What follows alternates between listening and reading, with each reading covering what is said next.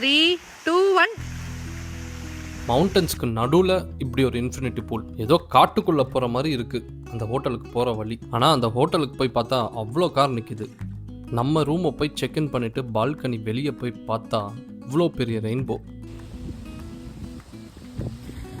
இங்கே வந்ததுக்கு ஒரே ஒரு காரணம் இதோ இந்த வியூ தான்.